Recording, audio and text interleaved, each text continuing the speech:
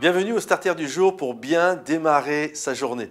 Aujourd'hui, j'aimerais vous apporter un message, un starter qui s'intitule vraiment grandir dans la connaissance de Dieu, grandir dans sa présence. Je crois vraiment que c'est important de grandir dans cette connaissance. Un jour, Dieu va dire à Moïse, je te connais par ton nom. Et on voit que Moïse également connaissait Dieu. Et vous savez, dans notre langue française, pour parler de connaître quelque chose, c'est toujours le même mot, c'est toujours le même mot, connaître. Et si vous regardez en hébreu ou en grec, suivant le niveau d'intensité, alors il y a un mot qui est spécifique. Par exemple, quand on parle de l'amour, en français, on va dire j'aime ma femme, mais malheureusement, c'est le même mot pour dire j'aime mon chien ou j'aime ma voiture.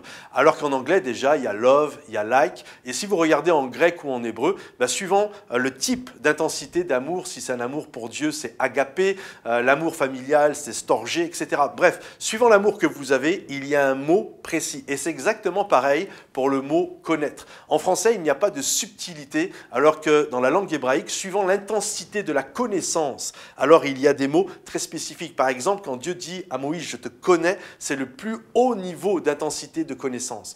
Nous, par exemple, quelqu'un qui n'a jamais été à Paris, tu lui poses la question, est-ce que tu connais la Tour Eiffel? Il va te dire oui, je connais la Tour Eiffel. Mais la réalité, est-ce que tu la connais vraiment? Est-ce que tu sais à quoi l'odeur qu'il y a autour de la Tour Eiffel? Est-ce que tu connais la vue au premier niveau, au deuxième niveau? Est-ce que tu sais à quoi ressemble l'ascenseur, etc. Vous comprenez? Il y a une notion entre connaître et vraiment connaître.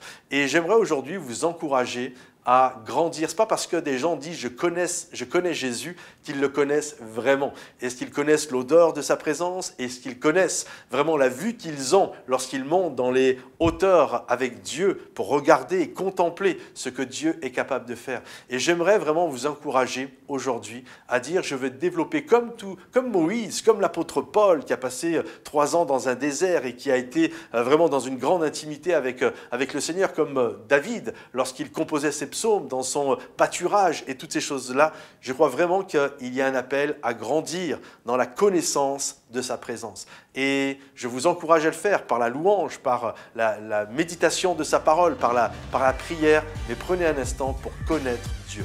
Que le Seigneur vous bénisse, les amis, et à bientôt. Bye bye.